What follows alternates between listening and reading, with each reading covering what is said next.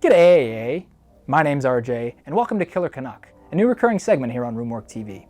I'd like to take a dive into Canadian horror, how it started, how it's grown, where it is today.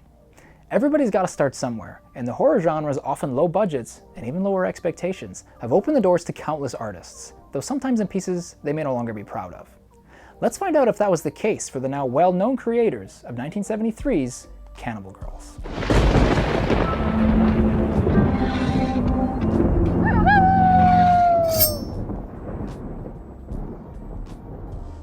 Having just dodged obscenity charges over their student film, The Columbus of Sex, McMaster University graduates Ivan Reitman and Dan Goldberg were hungry to get their careers rolling. Self-claiming to have been just kicking around Toronto in 1971, they decided to crank out a movie on credit in the lucrative horror genre. They and 6 friends managed to gather $12,000 and formed a production company of which they all held equal shares. They struck a deal with Bellevue Pathé Film Labs, which would eventually become Astral Media, the head of which was a man named Harold Greenberg. In exchange for access to the editing equipment, they told Pathé that they would get the majority of their money after the movie was finished and sold. With the minimal funding and equipment they had, they got to work.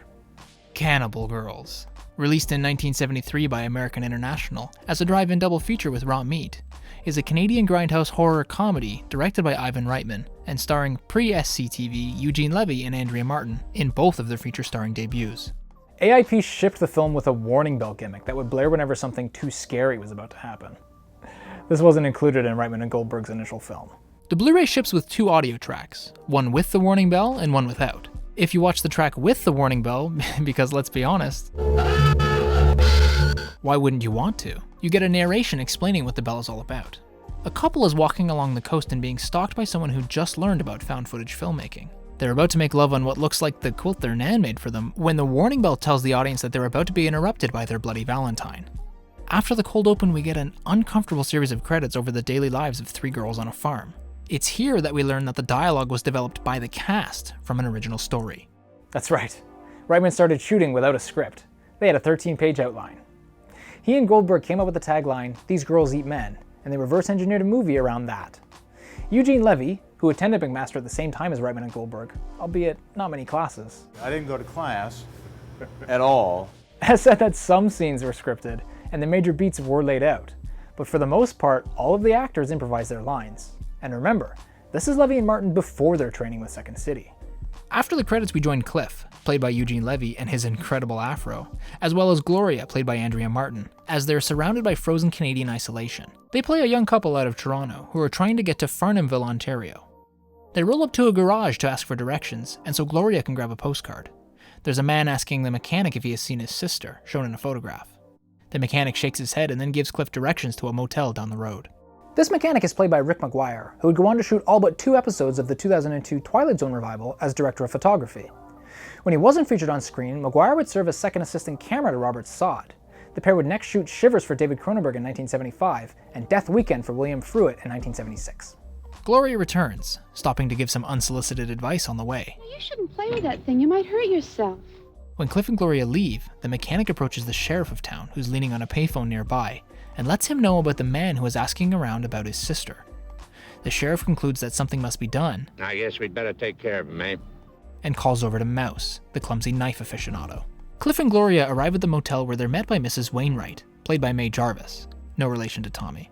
It's here that she tells them the legend of the 3 girls.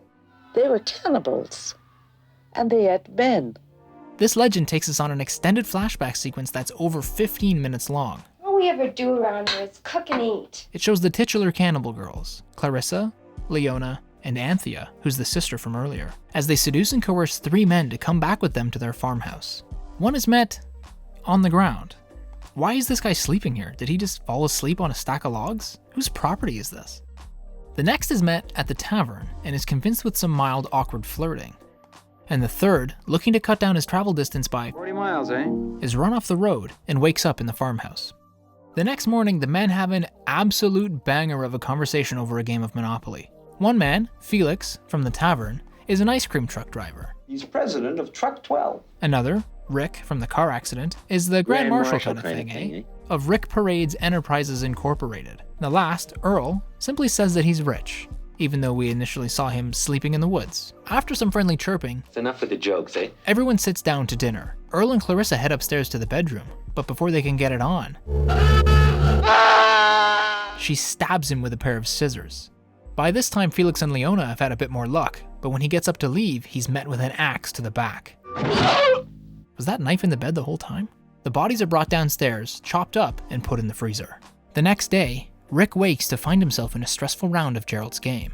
The Cannibal Girls enter, and after a quick garnish, prove that they're true to their namesake. Our flashback ends jarringly, and Mrs. Wainwright tells Cliff and Gloria that their farmhouse still exists, but that it's now a restaurant. She agrees to take them there later that night for dinner. Meanwhile, the man who was looking for his sister has been tracked down by Mouse, and another henchman, one played by Dave Clement, who would have a small part in Black Christmas the following year, alongside Andrea Martin. They chase him through an alley and Mouse stabs him with his pocket knife. The body is chopped up and sold at the local butcher. If it was any fresher, it would get up and tell you itself. One of the two special effects men who worked on this film actually daylit as a butcher, so much of the meat used for props or eaten by the girls is actually meat. This butcher, credited here simply as Kingfish, was played by Fishka Reis, who some might recognize as Igor from the Canadian production The Hilarious House of Frightenstein. Cliff brings the car in to get it fixed. Afterwards, he and Gloria are brought by Mrs. Wainwright to the restaurant at the farmhouse. Cliff has put on his best crochet tie for the occasion. The farmhouse was in fact owned by Mae Jarvis, of the famous Jarvis family in Toronto. Jarvis Street downtown is actually named after her grandfather. It's here that we meet the Reverend Alex St. John, played by Ron Ulrich. Ulrich chews through dialogue the entire time he's on the screen. The Reverend sits Cliff and Gloria down at the table, and Cliff makes a calculated decision about their order. There's only one item on the menu. Yes, Clifford. Well, we'll have two. They stay late enjoying drinks. It's $2.50 for a highball and $1.50 for a beer. When they get up to leave, the Reverend offers to let them spend the night. The drinks, and a crash of thunder, convinces them to stay. After the Reverend says the words blood and red, the blood of life. a number of times, he enters Cliff and Gloria's bedroom.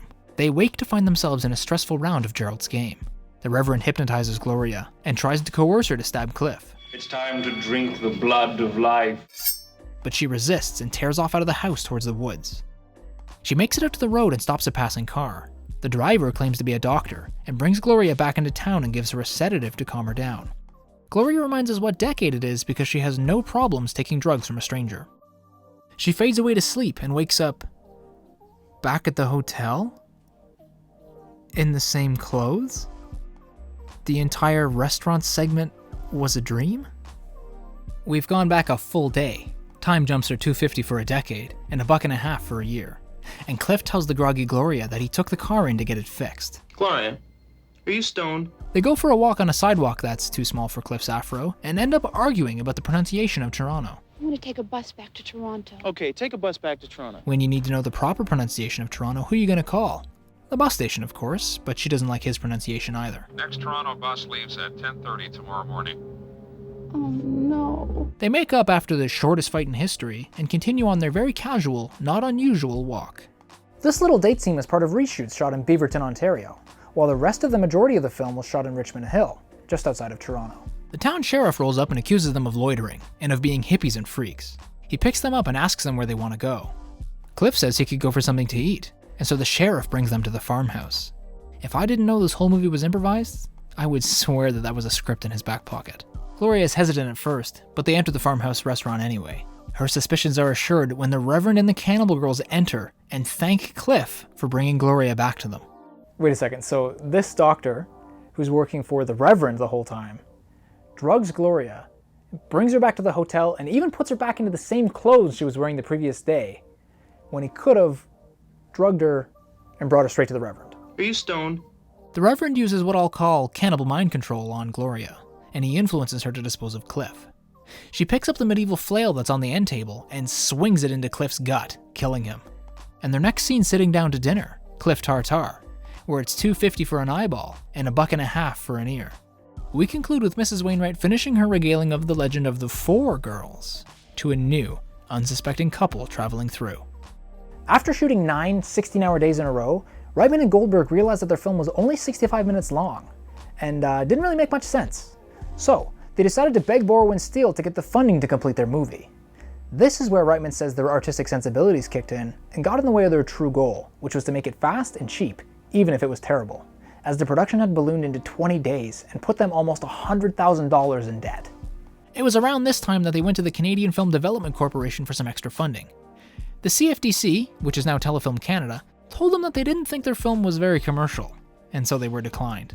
I think they said this is not very commercial, and it's also not very good. But they also learned that the CFDC had recently started a program to get Canadian films shown at the Cannes Film Festival in France.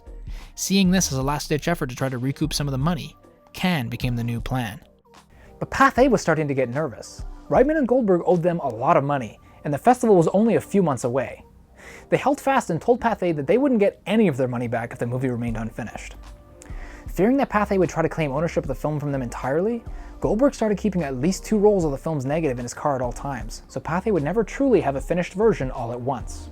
Armed with a $1,000 check from his dad and some publicity materials, Reitman got on a plane to France, leaving the completion of the film in Goldberg's hands. They had set up a deal with the National Film Board of Canada to get the film through customs and get it to Cannes as quickly as possible, so long as it was finished on time. The CFDC had gotten them 3 screenings, so Reitman got the rumor mill rumbling for his yet unfinished film, Cannibal Girls. The festival was now a week away, and Goldberg had just finished the titles when Harold Greenberg told him that he wasn't going to let the film go unless they signed the North American distribution rights to the movie over to Pathé. After having spent the last 2 years of his life working on this film, Goldberg was not going to stand for this. This film needed to be at the NFB yesterday, so he threw an ultimatum of his own right back in their face. And I said, I'm going to drive the negative off the cliff, goodbye. Stunned, Pathé released the film to Goldberg, and the movie was brought straight to the NFB and put onto a plane. The film was placed into the hands of a very nervous Reitman a mere 30 minutes prior to their first screening. It was 1973, and Reitman and Goldberg had had very little communication before the film arrived, so Reitman didn't even know if the movie was going to get there. Of the approximately 15 people present at the screening, one was a representative from American International, and he told Reitman that he thought his boss Sam Arkoff should see his picture. And for me, Sam Arkoff, he was like the god because he god. Arkoff was present at the next screening, and even asked Reitman to come and meet him at the legendary Hôtel du Cap, where he was staying. In the bedroom of the penthouse, Arkoff told Reitman that he was willing to offer them $50,000 up front, as well as 20% of the gross after they broke even. And Reitman made sure that AIP held up their end of the bargain. And I said, would you mind signing it? After Cannibal Girls, Reitman would join Andre Link and John Dunning at Cinepix and begin producing. He would produce Canadian horror classics like William Fruit's Death Weekend and David Cronenberg's Shivers and Rabid. From there, he would co-produce John Landis's Animal House, and would shortly after direct Meatballs in 1979 and Stripes in 1981, both of which would feature an actor named Bill Murray in some of his earliest starring roles. Then, he would direct a little movie called Ghostbusters in 1984, which would skyrocket him to a very successful career, one that still continues to this day. We came, we saw, we kicked its ass! Did you see? Dan Goldberg would produce Meatballs and Stripes for Reitman, as well as his film Junior in 1984. Then he would be responsible for a series of sex comedies through the 2000s, films like Old School and Eurotrip, as well as the very successful Hangover and Hangover 2. A lot of these would come in the wake of American Pie and its many sequels, all of which would prominently feature Johnny Rose himself, Eugene Levy, in a role for which he would become famously known. Cannibal Girls is a comedic footnote in Canadian horror history, and one that definitely encapsulates the decade it depicts. Its deep-rooted Canadian themes such as fear of isolation and fear of having to be anywhere near Toronto make it a central viewing for the Canucksploitation cannibal in all of us. Until next time, I've been RJ, this has been Killer Canuck, and thanks for watching. Hey folks, RJ here. Thanks for watching this episode of Killer Canuck. Again, a huge thanks to the folks at RUE MORGUE for hosting this series on their channel. You can follow me on Twitter and Instagram at RealKillerCanuck. If you like the tune playing in the background, be sure to check out Prodigy on SoundCloud and over at noiserecords.com. There'll be a link in the description below. Let me know what Canadian horror films you think I should cover. Until next time.